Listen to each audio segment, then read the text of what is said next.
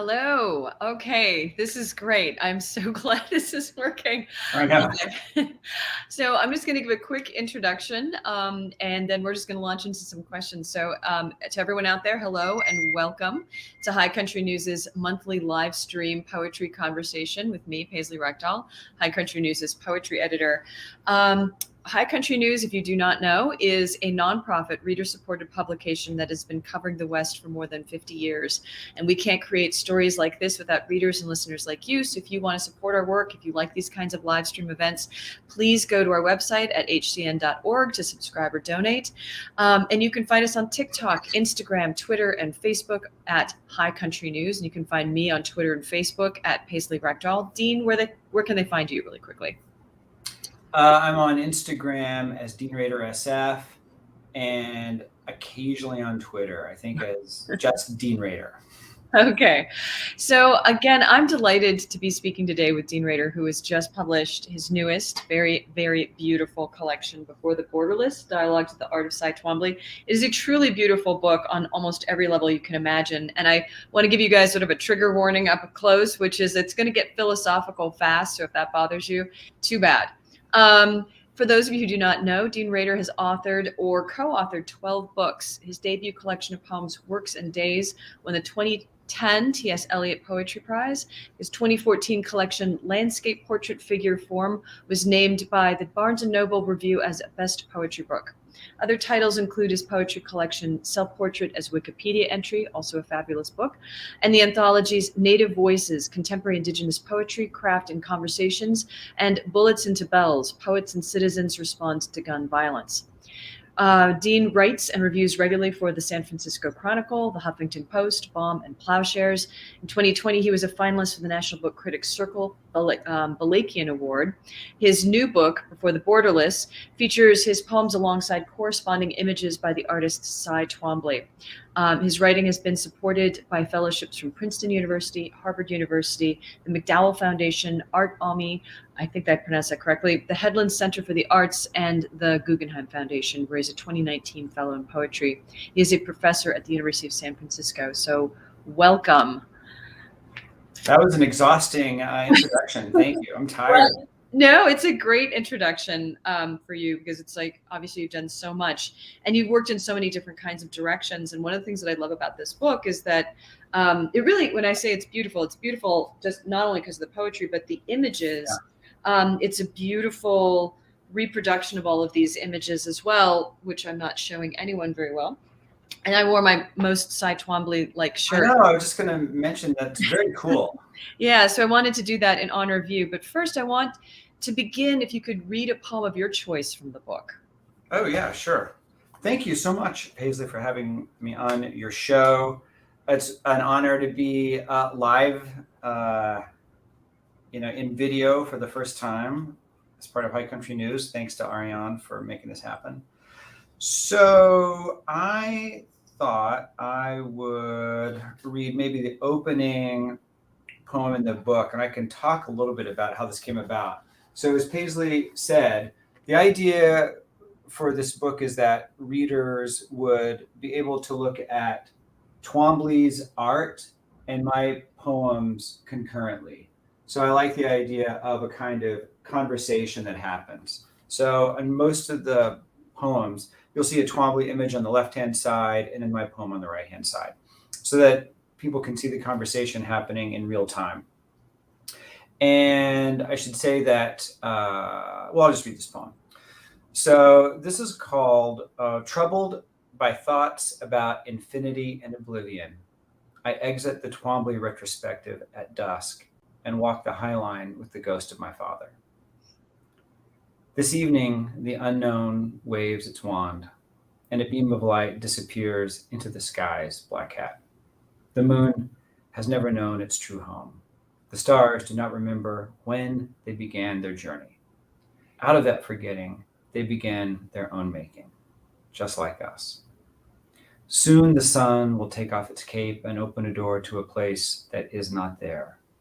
Out of that absence, the questions. What black bones hang above the unseen? What name does the fire give to flame? What burns through existence to endlessness? We are not here long enough to believe in anything but language. And yet what we know awaits us is silence. Somehow always rising above the darkness into darkness, always drawn to our own obscurity. Future self, I think of you arriving at our ending. Last line on the last page, the trace within the vanishing, the final sleight of hand in which everything disappears. Remember, the unseen is never truly empty. Despite erasure, the canvas never blank. I love that you started with that poem, and it's a perfect poem considering all the questions I'm about to ask you about language, elegy, form, and conversation, and the void, which always Yeah, right. ends. Okay, so Looking void. I wanted to start by talking about Twombly as being, obviously such a fascinating artist, in large part because, as you note in the epigram you've chosen, he never made a distinction between painting and literature. And so, Right. what was it that drew you personally to his work? Was it the ways he incorporated text with writing, or the gestures of text and writing into his paintings? A little bit of both of those and more. So I was I think a lot of poets are really drawn to Twombly. Several poets have written about him, written poems in response. Philosophers are really drawn to him. I have always been really moved by just the aesthetics of his pieces. I just find them really beautiful. Yeah. There are many people who don't. He really divides viewers. People tend to really love Twombly, or I have good friends who are really smart who just can't stand him. Like they just don't get it at all. And I find that really interesting. Yeah. And then, as you say, he incorporates lines of poets in, I'd say, half his works, if not more. He will write out lines from Keats or Rilke or Sappho or Shelley or Homer. I mean, so many of his pieces just have lines of poetry in them. And so, of course, I'm really drawn to that. I think I'm also just really drawn to his sort of, I think of it as being sort of an engaged inscrutability. They're just really, they're like, I feel like the pieces draw you and they ask to be read. I feel like they in some ways they really remind me of a poem, because you look at something like a Rothko and it's just sort of like there, or a Pollock, it's just there. Well, Twombly's stuff has like writing or scribbles, or there's movement. And I feel like that he sort of plays in this semiotic sphere of writing. And so the pieces sort of asked to be read, not just viewed. And that really interests me as a writer. I feel like they sort of ask for some scrutability on the part of the viewer, much like a poem.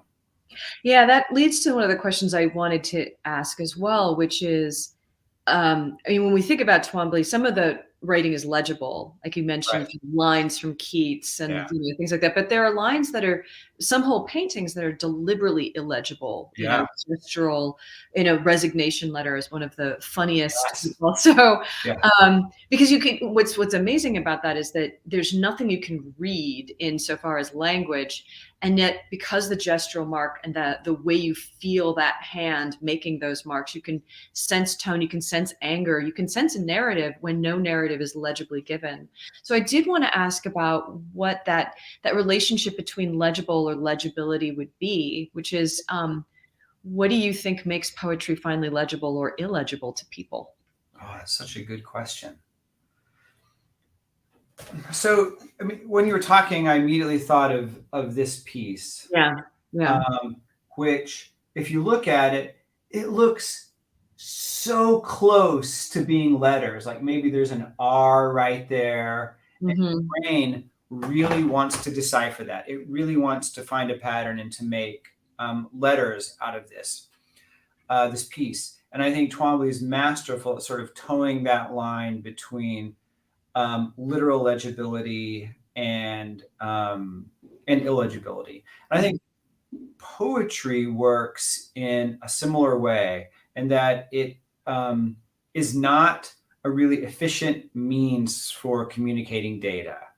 But you can't really turn to a poem the same way you turn to like a news article or a cookbook or directions.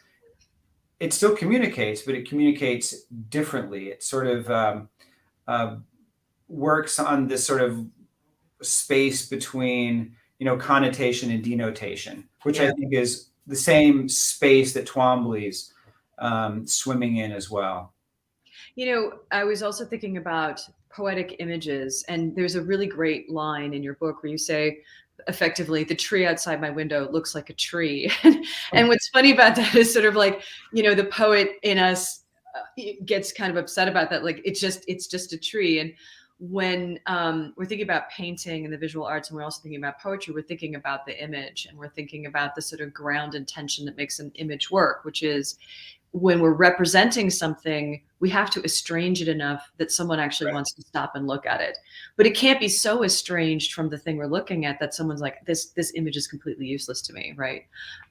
Which is one of the things you always have to teach undergraduate writers about, which is like this image that you've created, this figurative language, is it departed way too much from the thing you're trying to represent. And this is a book that's fascinated with that problem of representation and that anxiety, I think, about what it means to try to represent something, and do you want to represent something. There's a long way of me asking, like, how conscious were you then about the writing of your images? Did you find yourself actively trying to resist a kind of legibility in your own images? That's a super smart observation and question. And Yeah. yes, totally. And that poem you mentioned, that poem, I was really thinking about Plato and the notion of like the ideal representation, and that art is always a copy of something. And what does it mean for poets who are trying to write about something in some ways as real as possible to get at real emotions, but you're also just describing. And so I was actually thinking a lot in this book about the relationship between description and analysis, Mm. and description and interrogation. And some of the very early, like ekphrastic poems, are largely just descriptions. Like if you go back and read William Carlos Williams's Pictures on Bruegel, he's just describing like what is happening in the scene. And I think that is really interesting. And I was thinking about how I wanted this book to move beyond that. I Right. just didn't really want to describe, these pieces. And it's really hard with Twombly because they're abstract and they're not really figural. So how do you really Mhm. do that? There's only really one poem in the book in which I try to do the sort of description thing.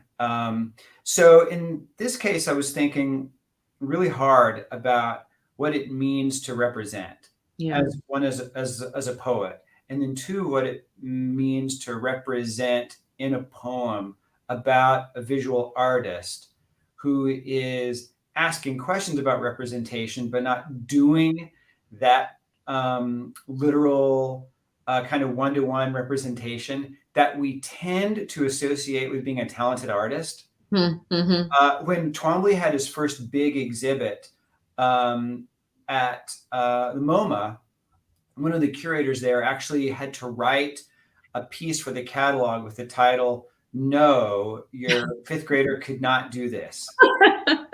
Yeah. Yeah. This is the classic Twombly, is like, my kid could, I could totally do that. And so I think Twombly might be asking these large questions that maybe our undergraduate poets ask as well. I could totally do that. And so what does it mean to sort of enter into these large questions about representation and ethics and the role of art when something might be inscrutable? Mhm. What does that do to issues of access and beauty? I was thinking about all of those things. As you were talking, it reminds me when I talk about ekphrastic poetry, I mean, the word ekphrasis comes out of that ancient Greek, ekphrasein, which means to speak out of. Right. And, you were talking about Pictures from Bruegel by Williams, and that was one of those books that I kind of love and kind of hate for Same. the reason you describe, which is that one of the flaws, if there are flaws of ekphrastic poetry, is that you go to the painting because it's so beautiful and you want to just describe what's happened, but then you don't make the poem its own thing because it's so wedded to somebody else's visual description and imagery. And it effectively you've made the poem an illustration. And as I was reading your book, it really struck me that that's one delight of Cy Twombly, because there's text in there. In a way, it forces you away from the ekphrastic response, because you can't just describe what's in there. You have to actually respond to an idea. You have to go immediately into a kind of dialogue there. So there's no question in that one yet. But I guess it did make me start thinking about why the question of legibility, and is there a usefulness in being vague or resistant to a kind of legibility. And it gets to the elegiac heart of the book, which is there are so many elegiac notes. There are actual elegies in here. There's a prose poem you address to Cy Twombly, and sort of says, if I drew this out, thinking about the deaths of people you know and you're close to and family members, if I drew this out, would it draw you closer? And so I'm wondering about this sort of, I guess, like a tense relationship between elegy and legibility. I'm wondering if for you there are forms of writing elegies that might register more powerfully to readers. And if so, what do you think those forms would be? Would it be this book? Wow, that's a good and complicated question. I blame your book, because these are the questions that your book raises. I have to say. Well, it's funny because we were talking about your last question. I actually have a couple of questions for you about your book, because I'm also thinking about your book and the issues of representation and figuration and reality, and how one writes about photographs and history. And also, I mean, I think of your book in some ways as a kind of elegy. Well, are you talking about West? It is absolutely an elegy, because I base it on an elegy. Right. But nice dodge. I'll get to my answer after you do yours. Yeah, I was hoping this would be more of you talking and no, this is about you, Dean. This is all about you. So Rilke sort of haunts this book. Mm-hmm. There in the background of almost every poem, kind of peeking through the lines, asking readers if they can see him. Twombly was obsessed with Rilke. I'm obsessed with Rilke. Twombly and I are obsessed with a lot of the same poets: Rilke, Lorca, Keats, Sappho. And he, there is a section of his beautiful piece, Say Goodbye, Catullus, to the Shores of Asia Minor, where he writes out one of my favorite passages of arguably my all-time favorite poem, Rilke's Ninth Duino Elegy. And I think of that poem as like one of the great moments in all of writing that is simultaneously an elegy for us and this life and the world, and a celebration of living at the same time. I don't know how he gets away with both, but he does. And as you said, like this book, and I was going to talk about this a little bit, the first poem, the book begins, the genesis for the book is the death of my father. My father died right around Christmas in 2017. And in 2018, my sister and I returned to Oklahoma, which is where I'm from, which is where he was living, to sort of go through his effects. And we spent an entire weekend going through all of his stuff. And he'd been the mayor of my hometown and a very public figure. There's like a Gary Rader Mentor Award, and he's president of Kiwanis Club, and he had boxes, this is no exaggeration, 10, 15 boxes of plaques, photographs, newspaper clippings. He'd won a hog calling contest. He'd been a bail bondsman, state championship baseball coach. Like he just was this very public figure. And I've taken a really different path. But the whole time we're going through his stuff, I kept asking myself, what makes a life? And how does one contribute? And you can really point to the ways he contributed. Like you can say, my hometown is better because he created all of these handicap parking spots, which he did. And then almost immediately after that, I had to go to New York for a reading at NYU, I think. And there was a Twombly retrospective, a retrospective of all of his drawings over his entire career. And I was going through all of these pieces, and kind of reading the pieces through the lens of my father and his Mm. passing, this notion of the effects. And I was thinking, oh, these are Twombly's effects. And Yeah. again, I'm thinking, what makes a life? How does one contribute? And I'm clearly more aligned with Twombly's project than my father's. And so that I was like the last person out of the gallery that night, and it was there in Chelsea, like at the Gagosian on 20th. And I walked along the High Line back to my hotel, and I sort of sat down and worked on the poem that would become the poem I read, the first poem in the book. And then during the pandemic, at the very end of 2021, beginning of 2022, I had just finished the manuscript. And I think a week after I finished the manuscript, my mom died of COVID. And so the passing of my parents literally bookends, this project. So it sort of the book begins and it ends in this kind of elegiac mode. Yeah. And so, as you said, there's poems. There are poems certainly about my father. The last poem that went into the book was a poem I wrote for my mom that is called Elegies, that I think Twombly had been reading Rilke.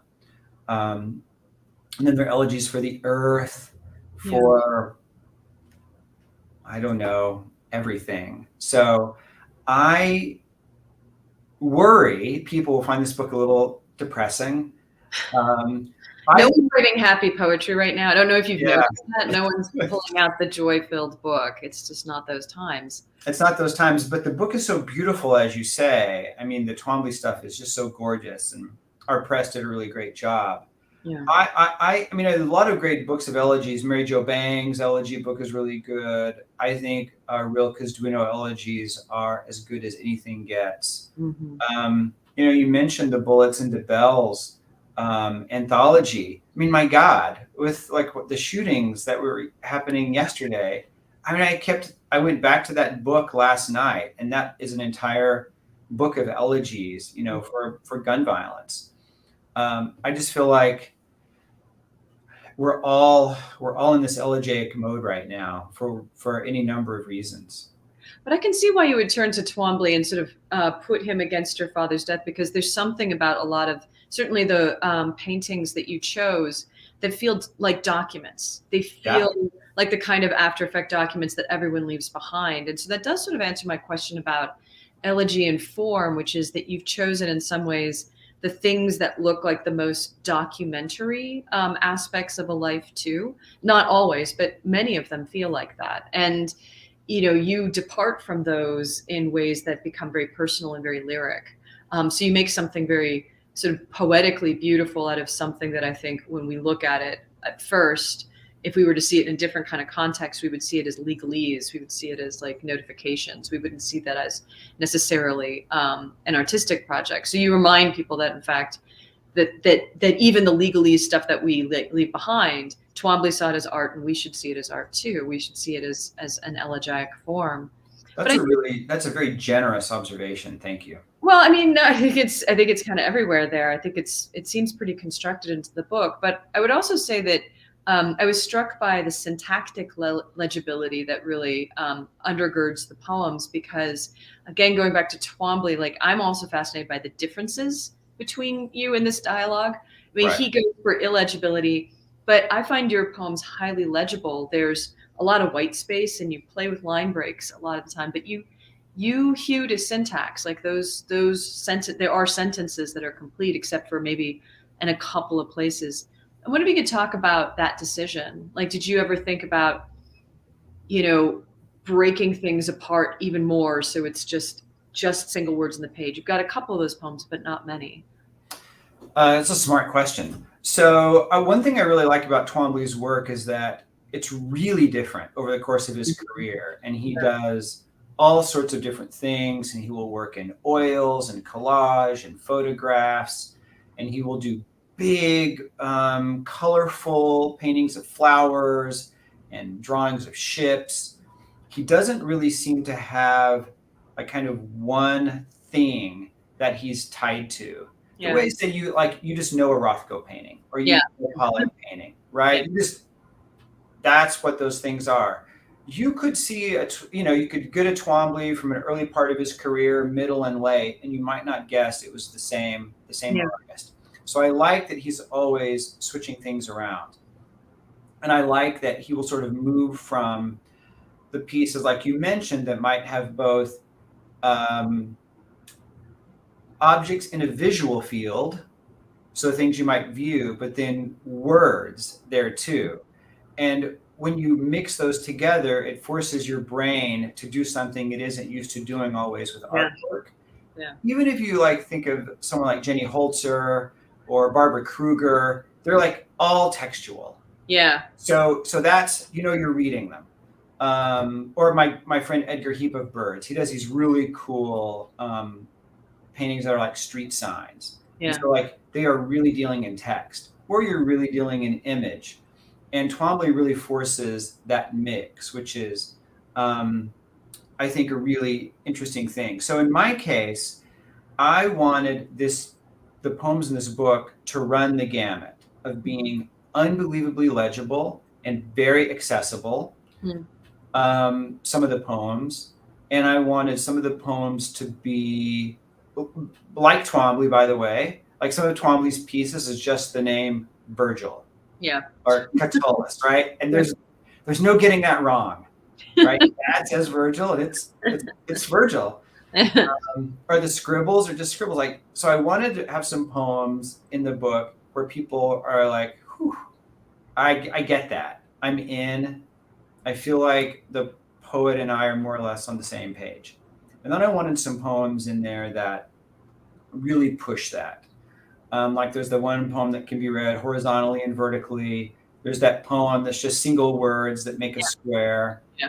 There's that middle poem, this really long, messy middle poem that's got like strikeouts and etymology, and I'm just listing refugee camps. Yeah. And I'm just listing sites of natural disasters, and it is not, and that poem is sort of scattered across the page, and parts of it are prose poem. It's just a mess.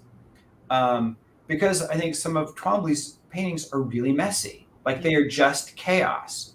So I wanted the book to be a mix of high order and high chaos, high legibility, and high inscrutability. And I wanted the poems to play with, like Twombly's canvases do, of being read and being looked at. Yeah, I love that. That makes a lot of sense. It also leads me to a question I was thinking about when I was reading the book, which is many of the poems are addressed to Cy Twombly.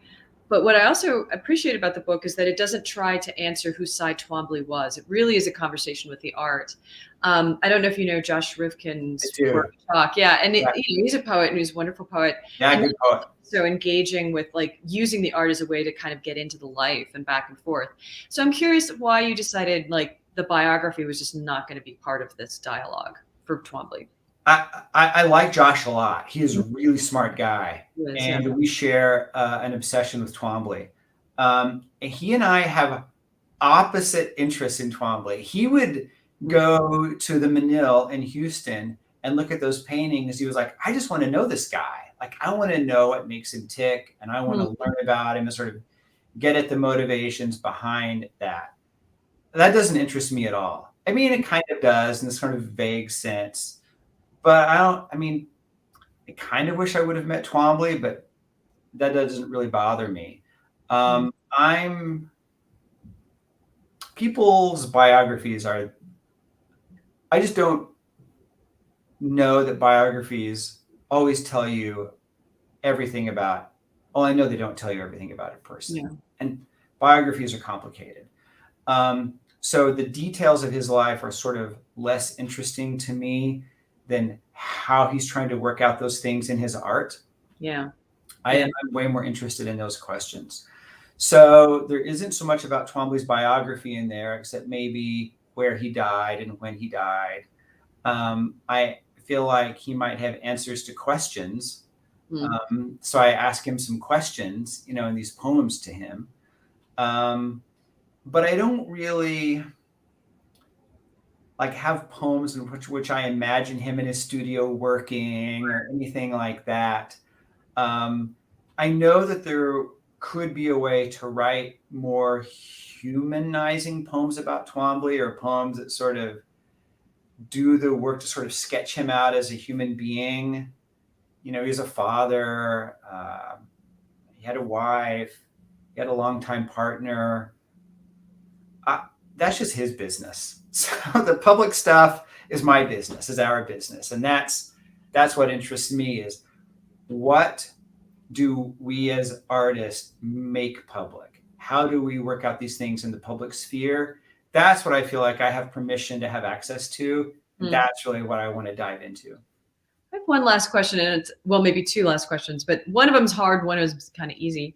The hard one kind of comes off of what you just said, which is, we have these public lives, and in poetry and painting, there's a kind of public performance, right? Especially when we get to elegies or we get to something like that. One of the questions that the poems keep asking is sort of like, and Twombly's art also asks it, is sort of forms. Forms of legibility, forms of writing, forms of communication that effectively don't actually say anything, in the sense that when you look at it closer, you can't really see coherent, sentences. Right. And I want to go back to that kind of question of like, maybe poetic form. I mean, I think I'm just obsessed with this because I'm working with students who might be studying the elegy or, sonnets or something. And one of the questions that always comes up, which is, what do we read first, form or language? And maybe it's false to think you can pull them apart, but Twombly's art does. There's a form of writing that is not actually writing. And, I'm just thinking of Karen Volkmann's Nomina, her volume of sonnets, in which no one will know what any of them mean. Right. They perform perfectly as sonnets. So she has an effect. But they're gorgeous. They're gorgeous, right? Sonically, they're just unbelievable. Unbelievable, right? And the exact opposite might be Frank Sonnets, a book I love, but Frank Sonnets is like, that's all legible to me. And in some ways it's abandoned form, as we know, or think of most of the sonnet forms. It's got the volta, but that's kind of it. So this is a really long, difficult question, but I am obsessed with it, which is, do you think you can pull form and language apart? Or do you think they come together? What does it mean to read form before we read language as a poet? What do you think?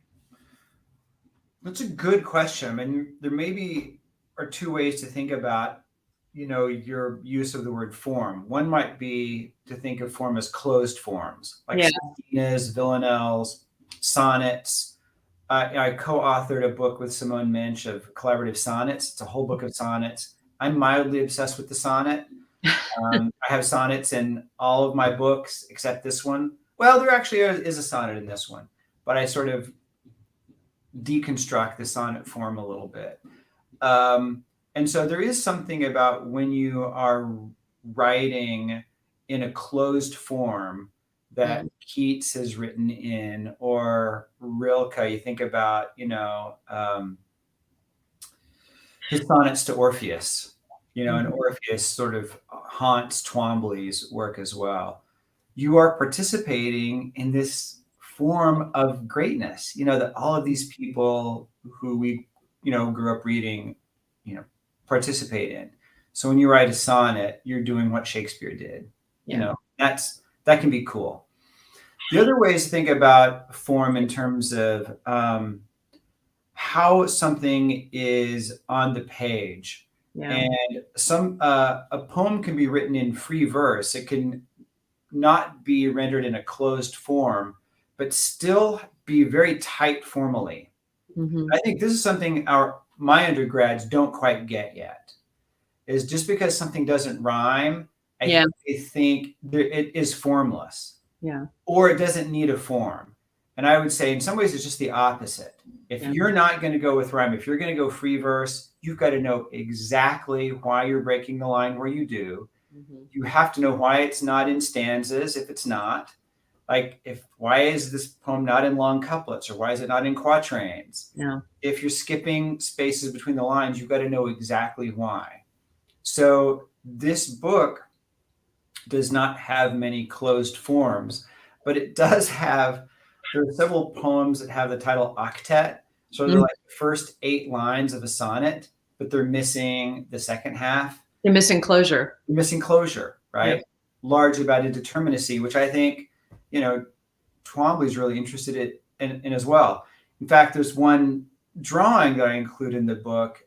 He's really into Keats's Ode to Psyche. Mm. And in the drawing, he has the word sonnet with a strike through. It's like Yeah. struck through. I'm like, well, that's really interesting. He's like interested in the received form, which you might say is the same for, say, art history, representation, but he's like acknowledging it, but marking it out as well. Yeah. And so my poem has the title Sonnet with a strike through, and it's 14 lines, and there are some internal rhymes. And so it's like towing the line between sonnetness and not sonnetness. Nice. And so I think for poets, we think of form in really interesting ways. Like, I think of form as a mode of engagement. It could also be a bit of a prison, but it could also be seen as a mode of participation. I think a lot of our students see it as sort of saying yes to the man. Like, I don't really want to rhyme the way Shakespeare does. But a lot of my students at the same time feel like it's not really poetry unless it rhymes. Like, that's what tells you it's poetry. Yeah. So I think different people have different feelings about form. Yeah. And closed form and open form. But I'm increasingly interested in, say, a poem like this. Some people would say that really has no form, and I would say just the opposite. It's got an incredibly tight form, and everything is very precise. Yeah. But that is more kind of inside baseball, maybe. Well, I want to stop by having you read one last poem of your choice. I thought we got to talk about your book. No, God, I've talked about that book so much. I'm sick of that book. It hasn't even been published yet. I know, right? Everyone go out and buy it. What do I want to read? I'll read this poem. So this poem is in response to this painting. So this is one of the scrawl paintings by Twombly, one of these kind of most famous for. And this is one of the only ones that actually has a title. Most are untitled. This is called Cold Stream. And so I was thinking about the relationship here, sort of movement, and the relationship between the lines. That word line is really important for artists and for poets. Yeah. And so I was thinking about that. So this is a love poem really for my wife, and this is called Meditation on Motion. And this is talking about form. This is a poem that's just a series of lines without any punctuation. Each line is its own unit, kind of like the painting is. Meditation on Motion. The line, like the river, does not know to stop. Neither does my wonder. I would like these lines to be drawn on my skin. I would like to feel these lines beneath my skin. A current alternating between my body and the earth, galvanized with meaning, charged with inscriptions of infinity, like us. Oh, beloved, to flow with you through this life, and after the elegant simplicity of effusion, our motion lost in the rolling waves that carry us out, encirclement and continuance, and the connection of everything drawing us in. Beloved, we don't have to be beautiful to be beauty. That's wonderful. Thank you so much. Thank you, Paisley. Such good questions. I try. So again, thank you everyone for coming out and watching this on YouTube. Thank you, Ariane, for making it so much easier. Yeah, thanks, Ariane. Everybody go out and buy this book. It is a gorgeous book. It's a coffee table book, but it's also a very deeply philosophical book. We went in some pretty difficult. It is. I mean, this is a book that asks really deep questions about language, form, poetry, the elegy, and what representation finally means. But anyway, again, thank you so much for listening. High Country News is a nonprofit, reader-supported publication that has been covering the West for more than 50 years, and we can't create stories or programming like this without readers and listeners and watchers like you. If you want to support this work, please go to our website at hcn.org to subscribe or donate. And you can find us at TikTok, Instagram, Twitter, for as long as that lasts, and Facebook at High Country News. You can find me on Twitter and Facebook at Paisley Rekdal. And again, Dean, where can they find you one more time? Instagram at Dean Rader SF, Twitter, Dean Rader. All right. Well, thank you again, and have a wonderful weekend. Thanks, Paisley. Thanks, everyone.